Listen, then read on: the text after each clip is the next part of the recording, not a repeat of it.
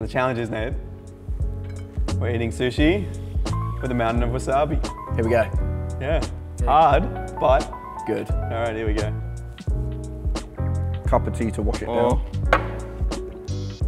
Oh, that's in the nose. Woo!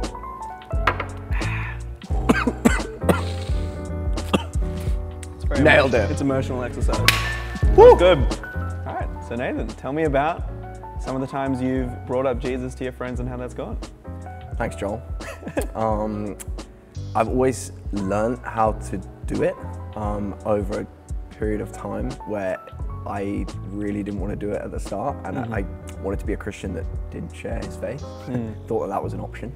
There was one time that really shaped how my heart for mission initially, which was at university. There was a few guys at church that were having dinners, inviting people around for dinner and sharing the gospel with their friends. And I just thought that was absolutely insane. And then one of the guys said to me, Nathan, you should host your rugby club round for dinner. Ah, the rugby club. The rugby club. Okay. And I said, absolutely no way. There's no way.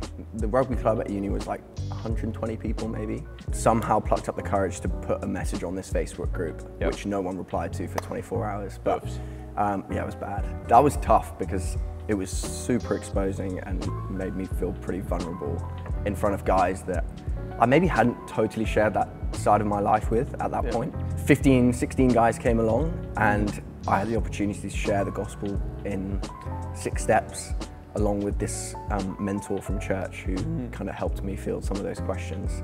Although it was an awfully terrifying experience, it did show me probably 2 main things. One being people actually do want to chat about the real things of life, and they do want to find out about what other people think and like quizzing each other on those kind of things. But all the more, it made me convicted that Jesus was the answer to all of their questions. I think before that point, I was absolutely a Christian and I totally believed that Jesus had died for me. But as we read the Gospels, we just see Jesus being a compassionate, merciful friend to people, and he goes around, he just can't stop healing people because his heart goes out for people. And I saw a room full of 16 guys who just had no clue where they were going in life. And I think at that point, probably my heart for mission did change, and I can firmly say that I really did want to share the gospel a lot more from that point. What about for you? I think my approach to mission in uni used to be, I've got to share the gospel in this moment, right here, right now, otherwise they'll never understand it. And if I can get out 2 ways to live, which is just a way of explaining the gospel. That was mine, that was me. Oh, there you go. I did 2 ways to live over that dinner. Yeah, it's 6 things. Yeah. If I don't get out 2 ways to live in this one conversation with this one person, it's all over, and I've cooked it. So you were raring to go from day one at uni? No, I was stressed.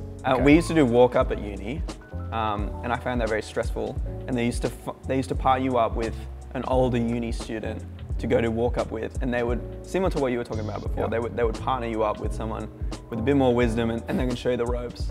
But I found it really hard, and I think cold conversationing people at uni I found really tricky, and I think I found more of a sweet spot of not trying to get out 2 ways to live to someone I've never talked to before.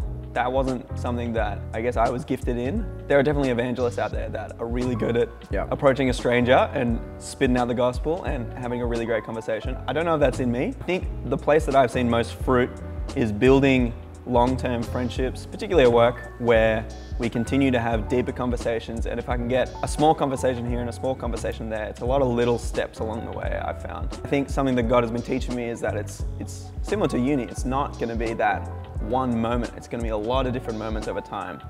I think this is the question that I find the hardest, because frequently my heart doesn't feel motivated to tell people about Jesus. Absolutely. And yet, every time I open the Bible or look at the gospel or look at the person of Jesus, his heart just goes out to people. And I'm rebuked every time I read that, because he doesn't stereotype people. He is humble. He walks alongside the weary and the poor and the outcast. And I'm constantly challenged to want to do that as well.